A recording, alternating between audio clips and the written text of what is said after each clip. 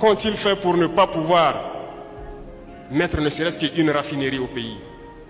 Cher abonné, le capitaine Ibrahim Traoré, même avec les grandes réalisations juste en 2 ans à la tête du Burkina Faso, continue de surprendre le peuple. Écoutez d'abord cet extrait. Tout ce qui peut être fait au cours de cette transition, nous le ferons. Qu'ont-ils fait pour ne pas pouvoir mettre ne serait-ce qu'une raffinerie au pays? Parce qu'à partir de là, nous allons avoir moins cher le goudron. Nous pourrons bâtir nos routes. Est-ce que ça nous plaît de patauger tous les jours, chaque année dans la boue, lorsque la saison pluvieuse arrive? Pendant que nous avons le granit en pagaille au Burkina, nous avons la latérite. Il ne manque que le goudron. Que si nous essayons, nous pourrons bien faire et bien bitumer nos routes et vivre bien. Il y a tellement de choses que je ne peux citer ici. Mais ces individus doivent comprendre que c'est fini. Le jeu s'arrête là.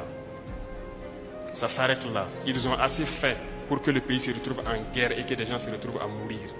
D'autres n'ont pas le choix, sont obligés d'être d'intelligence avec l'ennemi pour avoir leur pain quotidien. Nous allons tout faire pour que cette guerre finisse et que nous puissions donner du travail aux jeunes et que ça puisse continuer comme ça.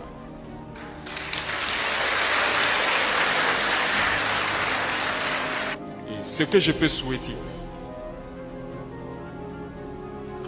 tout ce que je peux vous souhaiter, c'est de rester unis, de soutenir ceux qui vont s'engager pour être VDP, de soutenir vos FDS, de vous organiser, de veiller. Vous ne devez plus dormir. Nous devons nous mettre au travail. Parce que lorsque ces VDP seront formés, ils vont rejoindre leur village. Et nous devons tous apporter notre contribution. Les civils, les militaires, les VDP, tout le monde a sa pierre à apporter. Parce que si nous avons été cherchés une fois, et si nous repartons, nous devons tout mettre en œuvre pour qu'on ne cherche pas une deuxième fois. Si c'était poreux, c'était un boulevard, c'est à nous de créer tout ce qui est obstacle pour empêcher que l'ennemi ne revienne une deuxième fois. Si on dormait pour qu'on vienne nous chercher, c'est qu'on ne doit plus dormir. Donc je sais compter sur tous les Burkinabés, que le message sera entendu partout et que nous restions debout. Que Dieu bénisse le Burkina Faso, que Dieu accompagne les combattants, que Dieu les protège et qu'il veille sur tous les combattants. Que Dieu apporte à cette patrie la paix que nous recherchons tant. Voilà le capitaine Ibrahim Traoré qui est en train de transformer le Burkina Faso. Il est en train de mettre le goudron même jusqu'à devant la maison des Burkinabés. Je dis devant les maisons. On a dit à un monsieur, bouge ton véhicule, on veut passer au goudron. Il a bougé son véhicule, on a mis le goudron.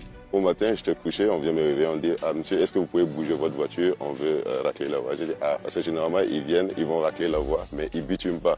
Mais à ma grande surprise, je vois qu'ils sont venus, ils ont installé avec les machines et tout, ils veulent bitumer. Ça, c'est 2 jours après, j'ai dit, waouh, franchement, c'était un sentiment de joie. Il dit que lui-même, il était choqué. L'Afrique a les moyens de se développer. Mais on a des sorciers chez nous qui ne veulent rien faire du tout. Il est en train de rentrer, il a dit qu'il va rendre son pays, et il va donner l'autosuffisance alimentaire au Burkina Faso. Quelle fierté burkinabé. Regardez, nous sommes présentement à Bagré, dans les champs du blé. Regardez, 62 hectares du champ du blé.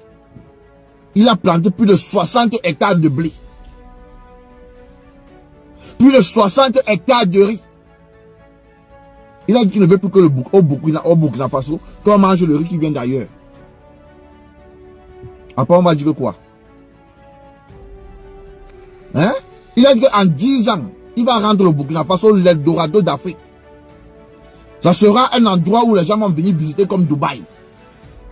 Il a dit qu'on lui donne seulement 10 ans, il va transformer tout le Burkina. Le Burkina Faso, il a dit, est le cœur de l'Afrique de l'Ouest. Il faut que le cœur se porte bien pour que tous les autres organes du corps se portent aussi, aussi bien. Le capitaine Ibrahim Traoré, jeune, même pas 40 ans. Regardez ce qu'il est en train d'accomplir. C'est que je ne comprends pas la politique africaine. C'est votre pays, mon frère, c'est votre pays. Développez votre pays. Où vos enfants vont vivre après votre mort. Vous ne voulez pas développer. Après, lorsqu'on va parler, c'est pourquoi on nous tape. tu vas parler, on cherche à te ôter la vie parce que tu dis la vérité. Mon frère, c'est qu'on développer le pays pour que tout le monde soit bien. Comme le capitaine Ibrahim Traoré est en train de faire. C'est mal parlé, mon frère. Chers abonnés, à l'écoute des propos du capitaine Ibrahim Traoré, beaucoup critiquent en disant que ce sont juste des promesses mielleuses pour attirer le soutien du peuple. Loin de là, il faut noter que les réalisations du capitaine Ibrahim Traoré juste en 2 ans dépassent l'entendement. Il a lancé un programme de souveraineté alimentaire, ce qui a permis au Burkina Faso de lancer plus de 60 hectares de blé, des centaines d'hectares de riz et d'ananas. Il a mis sur pied une usine de production du riz de haute qualité et une usine de fabrication de la farine de blé. Également, il a mis sur pied une usine de tomates. Il a promis au peuple burkinabé qu'il fera de son pays d'ici 10 ans un Eldorado. Pour ce fait, il a lancé un programme de modernisation des infrastructures. Pour faciliter l'avancée de ce programme, une usine de traitement des déchets miniers et une raffinerie a été mise sur pied pour fournir les matériaux de base. Pour ce fait, plusieurs routes du Burkina Faso ont déjà été goudronnées. Il a également lancé une usine de fabrication des voitures électriques de marque burkinabé appelée Sahel Witawa. Il a également payé la dette du pays qui s'élevait à plusieurs milliers de milliards de francs CFA. En bref, la liste des réalisations du capitaine Ibrahim Traoré en 2 années à la tête du pays est déjà très longue.